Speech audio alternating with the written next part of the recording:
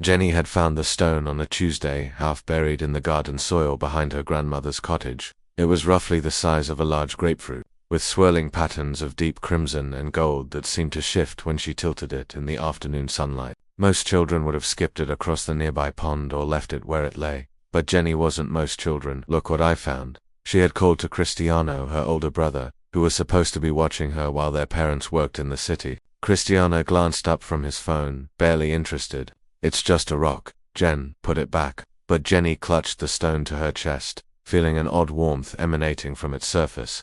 No, it's special. I think it's a seed. Seeds aren't made of stone, Cristiano said with the exasperated patience of a 17-year-old dealing with his 8-year-old sister. Magic seeds are, Jenny replied with absolute certainty.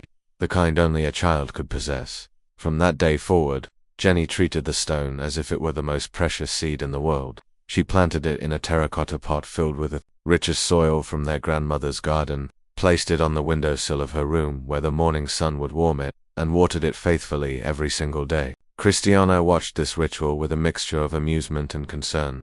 Jenny, you know nothing's going to grow from that, right? It's literally a rock. You don't know that, she said, carefully measuring out water from her small watering can. Grandmother says patience makes things grow. Their grandmother, a woman whose eyes held secrets from a dozen lifetimes, merely smiled when Cristiano asked her to intervene.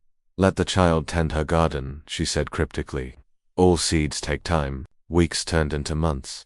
Jenny never missed a day.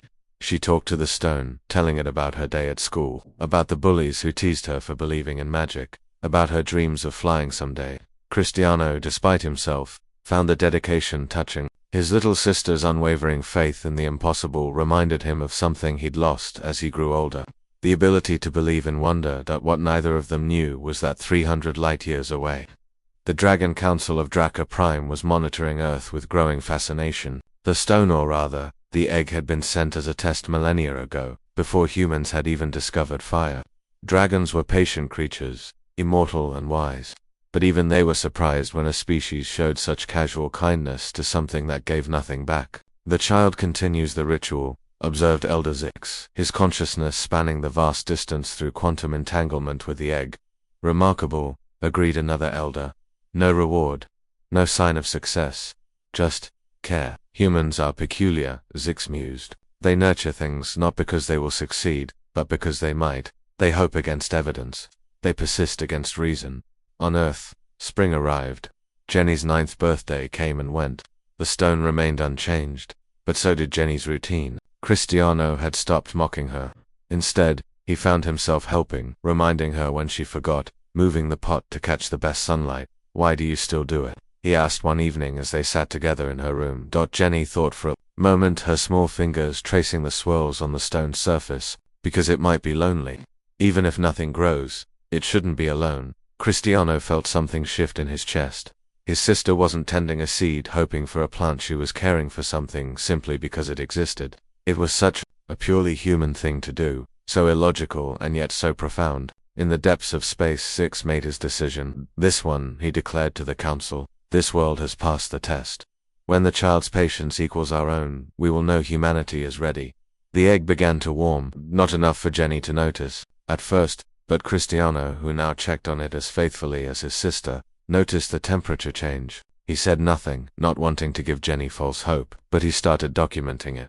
Photos, temperature readings, notes. 1 year became 2. Jenny turned 10. The stone grew warmer still. Hairline cracks appeared in its surface, so fine they were almost invisible. Grandmother saw them and nodded knowingly, but remained silent.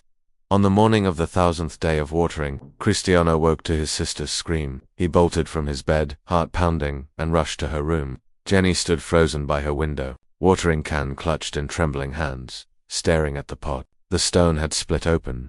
From within, something emerged, small, no larger than a cat, with scales that shimmered crimson and gold, exactly like the egg's patterns. Wings, translucent and delicate, unfolded. Eyes, ancient and knowing, blinked open and focused on Jenny. The dragon hatchling chirped, a sound like crystal bells, and Jenny laughed through her tears. Cristiano pulled out his phone with shaking hands, not to take a picture, but to call their parents, their grandmother, anyone who should witness this. But he stopped when the dragon turned its gaze to him. In that moment, He understood what his sister had known all along. Magic wasn't about evidence or reason, it was about caring for something with your whole heart, even when the world told you that you were foolish. It was the most human thing in the universe. And somewhere in the stars, the Dragon Council smiled. Humanity had passed their test. A species that could show such devotion to a silent stone would be worthy allies in the cosmos. The waiting was over. Jenny reached out a tentative hand, and the dragon nuzzled against her palm, purring like thunder.